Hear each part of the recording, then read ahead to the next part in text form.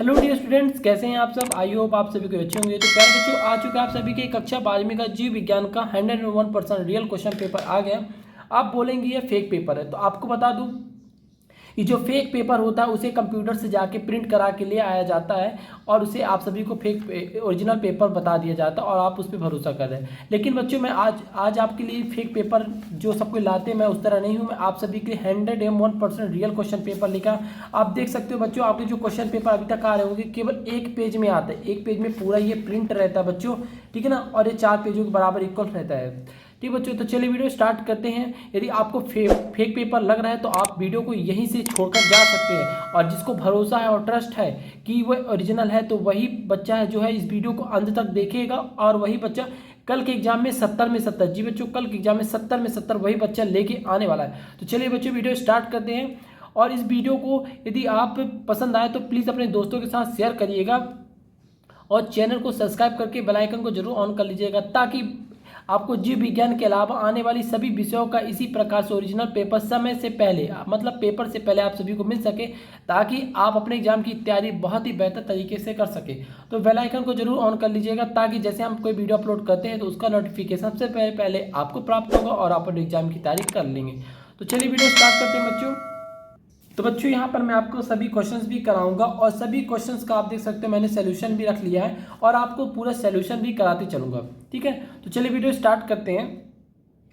पहला क्वेश्चन पूछा गया, सही विकल्प चुनकर लिखिए। पहला है पूछा गया पराग नली का कार्य है, तो यहाँ पर पूछा गया परागकण में सहायता, वर्तिकाग्र की सुरक्षा, नर युग्मक वाहक, उपरोक्त सभी। तो इसका जो सही उत्तर हो जाएगा बच्चों ऑप्शन नंबर सा हो जाएगा, नर युग्मक वाहक हो जाएगा।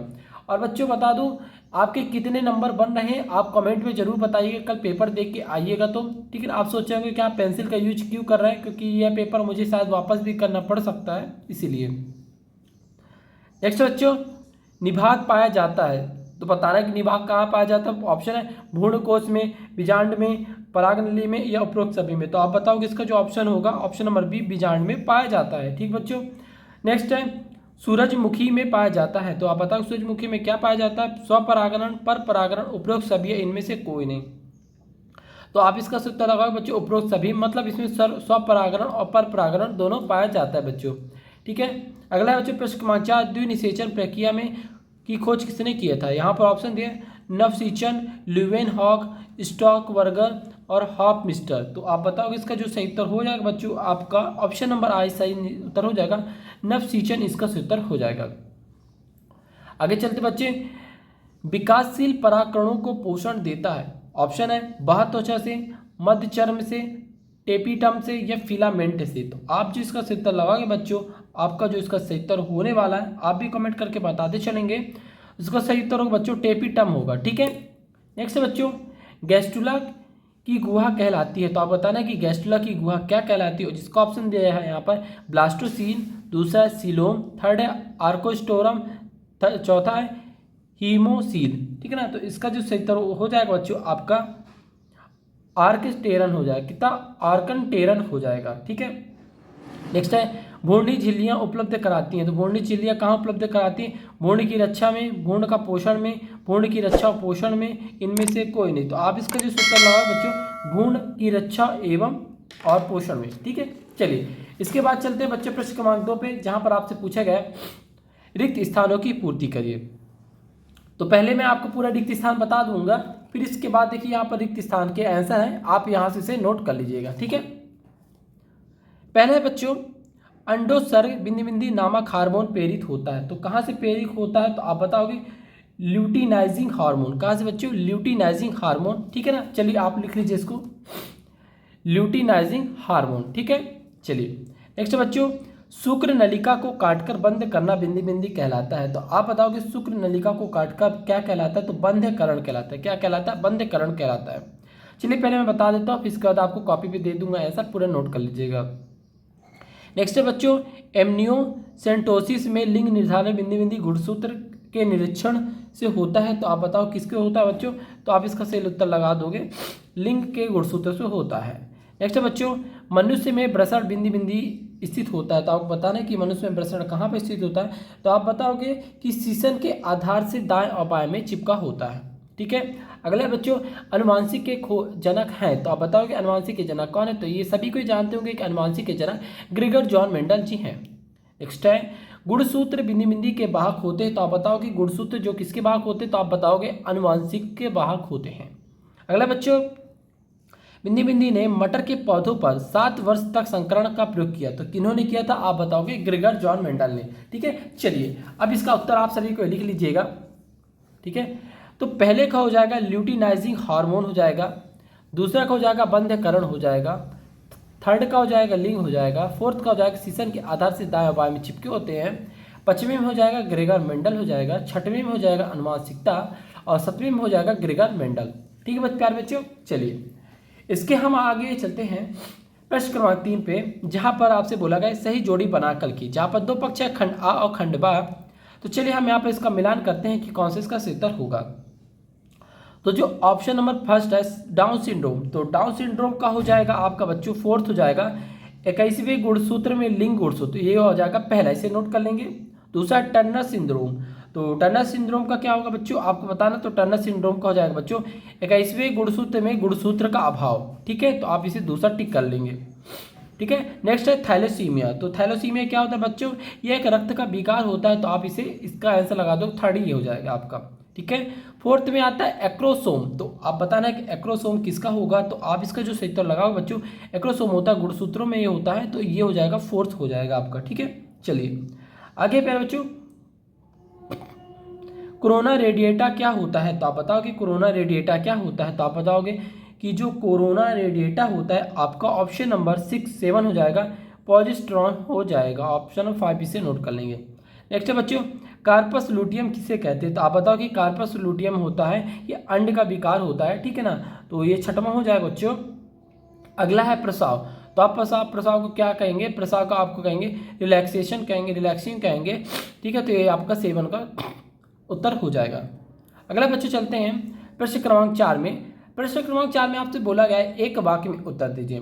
पहला पूछा गया अनुवांशिक के जनक कौन है? तो आपको पहले क्वेश्चन बता देता हूं और आंसर बता चलूंगा, फिर आपको आंसर ये नोट कर लेना है यहाँ से। ठीक है, तो आपको बताना है कि अनुवांशिक के जनक कौन थे, तो आप बताओगे अनुवांशिक के जनक जो हमारे थे ग्रेगर जॉन मेंडल। कौन थे बच्चों?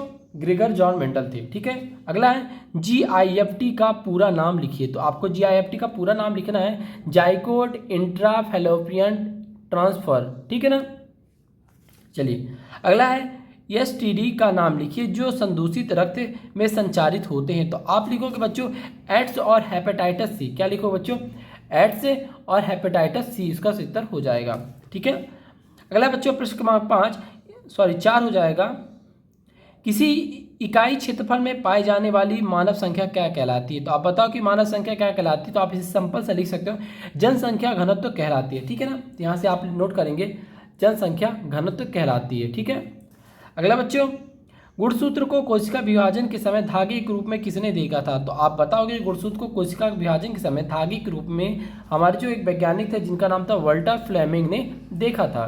ठीक है बच्चों, अगला है जीवों में पाई जाने वाली विशिष्ट इकाई जो अगली पीढ़ी में गुणसूत्र को निर्धारित करती है वो क्या कहलाती है? तो आप बताओगे इसका जो उत्तर हो जाएगा जीन हो जाएगा। ठीक है, नेक्स्ट बच्चों एक ऐसा क्रॉस जिसमें 2 लक्षण का क्रॉस कराया जाता है, तो आप लिखोगे बच्चों जिसमें 2 लक्षणों का क्रॉस कराया जाता है, तो आप इसे लिख दोगे द्विसंकृत क्रॉस। क्या लिखोगे बच्चों? द्विसंकृत क्रॉस। तो प्यारे बच्चों इस प्रकार से मैंने आपको 1 से लेकर 4 तक के वैकल्पिक क्वेश्चन को कंप्लीट करा दिया। अब इसके बाद आते हैं आपके यहाँ से 2-2 नंबर के 3-3 नंबर के प्रश्न स्टार्ट होने वाले हैं। तो पहले मैं आपको पूरे क्वेश्चंस को समझाऊंगा क्योंकि बाकी जितने भी सेट आपके आने वाले हैं सभी सेट में और सभी जिलों के क्वेश्चंस में आगे पीछे मिक्स रहता है। तो प्यारे बच्चों सबसे पहले आपको क्वेश्चन को समझना है, फिर इसके बाद मैं इसको आंसर दे दूंगा और इसका क्वेश्चन पेपर का और आंसर शीट का दोनों का PDF आपको टेलीग्राम में मिल जाएगा, तो उसे ज्वाइन करना ना भूलें। तो प्रश्न क्रमांक 5 पूछा गया है AUG में कौन सा कोडान होता है? ठीक है, AG में कोडान बताना है अथवा UAG में कोडान कौन सा होता है ये भी आपको बताना है। जो सा आपको सरल लगे आप उसका उत्तर दे सकते हैं प्यारे बच्चों। अगला है प्रश्न क्रमांक 6 अपूर्ण प्रभाविता क्या है समझाइए। अथवा में साप्रभाविता को उदाहरण से समझाइए, मतलब आपको साप्रभाविता को उदाहरण से बताना है कि इसे क्या कहते हैं। अगला बच्चों प्रश्न क्रमांक 7 परीक्षार्थ संकरण टेस्ट क्रॉस को समझाइए। अथवा प्रभाविता के नियम को उदाहरण सहित समझाइए। मतलब बच्चों आपको पहले प्रभाविता के परिभाषा भी देना है, फिर उसके बाद आपको उसका उदाहरण भी यहाँ पर नोट करना होगा। इसके बाद आता है प्रश्न क्रमांक 8, जनसंख्या विस्फोट क्या है, कारण लिखिए। तो यहाँ पर बताना है कि जनसंख्या विस्फोट किसे कहते हैं और उसका आपको कारण बताना है। इसके लिए आपको 2 नंबर आपके एग्जाम में भी देखने को मिल जाएगा। अथवा में क्या विद्यालयों में यौन शिक्षक आवश्यक है, यदि हाँ तो क्यों। पूछ रहा है कि क्या विद्यालय में यौन शिक्षक मतलब इसका ज्ञान देना आवश्यक है, यदि हाँ तो क्यों है, ये बताना आपको रीजन। ठीक है, चलिए इसके बाद आपको पूछा जाता है प्रश्न क्रमांक 9 में कोलेस्ट्रॉम मतलब जिसे कहते हैं खीस क्या है, अथवा मानव शुक्राणु का नमांकी चित्र बनाना। यहाँ पर बच्चों आपको मानव के शुक्राणु का नमांकी चित्र बनाना है और उसके बारे में बताना है कि कहाँ पर कौन सा चीज होता है।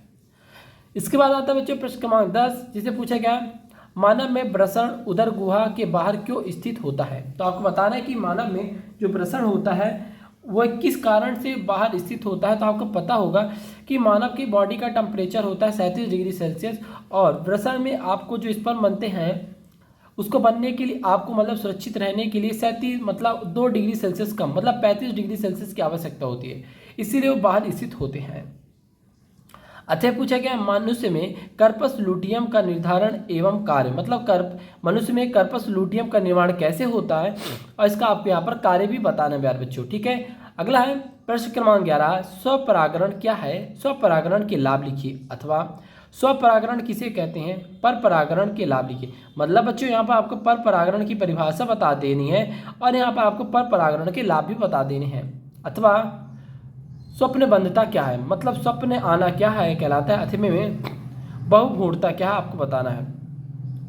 इसके बाद बच्चों आता है प्रश्न क्रमांक 13। प्रश्न क्रमांक 13 पूछा गया त्रिसल्यन से आप क्या समझते हैं। अथवा सेब एक आभासी फल है, यह क्यों है समझाइए। तो मतलब सेब जो होता है इसे आभासी फल क्यों कहते हैं, इसको आपको कारण से बताना है। इसके बाद आता है प्रश्न क्रमांक 14, यहाँ पूछा गया बैकिंग या थैली लगाना तकनीक क्या है समझाइए।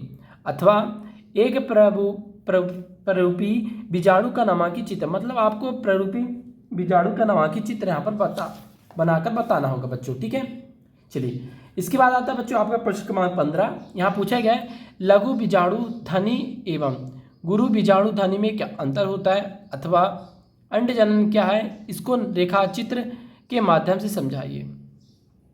प्रश्न क्रमांक 16 पूछा गया शुक्राणु जनन की प्रक्रिया की विभिन्न अवस्थाओं का वर्णन कीजिए। अथवा प्रसव क्या है, प्रसव की प्रक्रिया में शामिल होने वाले हार्मोन का नाम लिखिए। इसके बाद आता है बच्चे प्रश्न क्रमांक 17 यौन संचरित रोगों से बचाव के उपाय। आपको बता देना कि यौन संचरित रोग कौन कौन से होते हैं और इसके बचाव के लिए हमें कौन कौन से कदम उठाने चाहिए। ठीक है, अच्छा पूछा गया बच्चों एमनियोसेंटोसिस प्रक्रिया का नामांकित मतलब सचित्र वर्णन कीजिए। प्रश्न क्रमांक 18 में है जब एक वाहक वड़ंतता महिला का विवाह वड़ंता पुरुष से होता है तो उनमें उत्पन्न संतानों में वड़ंता रोग की वंशांगति समझाइए। मतलब एक ऐसी महिला जिसे आंख से नहीं दिखता कलर ब्लाइंडनेस है और पुरुष भी है, तो यदि उनमें शादी होती है तो उनमें जो संतान होगी तो उनमें कौन सा कलर ब्लाइंडनेस होगा, ये होगा तो कौन सा होगा, यदि नहीं हुआ तो नहीं होगा। अथवा 9:3:3:1 के अनुपात की व्याख्या कीजिए। इसके बाद आता है बच्चों डीएनए एक आनुवांशिक पदार्थ है, इसके सत्यापन के लिए हर्ष लेंस एवं प्रयोग किया जाता है। ठीक है ना। अथवा में अनुलेखन की प्रक्रिया को समझाइए। मतलब बच्चों आपको अनुलेखन की प्रक्रिया को समझाना है। तो बच्चों इस तरह मैंने आपको पूरे क्वेश्चन बता दिए। अब इसके बाद आती है इसके आंसर के बारे में। तो इसका जो आंसर बच्चों आपको हमारे टेलीग्राम चैनल पे पीडीएफ के रूप में मिल जाएगा। तो आपको क्या करना है, पीडीएफ को डाउनलोड वहाँ से कर लेना है। इसके लिए आपको सबसे पहले टेलीग्राम चैनल को ज्वाइन करना होगा, जिसका लिंक आपको डिस्क्रिप्शन में देखने को मिलने वाला है। और यदि आप चाहते हैं कि आप टेलीग्राम नहीं चलाते हैं, आपको इसका लिखित रूप में आंसर चाहिए, तो हम अपने वीडियो के पार्ट 2 पे इसका नेक्स्ट वीडियो पार्ट 2 अपलोड करने वाले हैं, जहां पर हम इसका बच्चों पूरा का पूरा आंसर मतलब यहां पर हम उस वीडियो में पूरा इसका आंसर भी यहां साइड में स्क्रीन पे यहां पर साइड में हम आपको दिखा देंगे पूरा आंसर। ठीक है, तो आप उस तरह वहां से नोट कर लीजिएगा। तो आई होप बच्चों आज की वीडियो आप सभी को पसंद आई होगी। यदि आप इस पेपर से तैयारी कर लेते हैं तो 70 तो आपका बन ही जाएगा, उससे आपको कोई नहीं रोक सकता यदि आपने बिना स्किप किए हुए पूरा वीडियो को देखा होगा। तो बच्चों आने वाली समस्त वीडियो की इसी प्रकार से यदि पेपर चाहिए तो जल्दी से चैनल को सब्सक्राइब कर लीजिएगा और बेल आइकन को ऑन कर लीजिएगा, ताकि समय समय पर आपको रहते पर आपको पहले अपडेट मिलता रहे। और बच्चों आपको करना क्या है, इस वीडियो को सबसे ज़्यादा शेयर करना है, सभी स्टूडेंट्स को 5-5 शेयर जरूर करनी है, ताकि आपके सभी दोस्तों की मदद हो सके। सो बच्चों आज के लिए बस इतना ही, फिर मिलते हैं एक नेक्स्ट वीडियो के साथ, पार्ट 2 के साथ। So thanks for watching my video.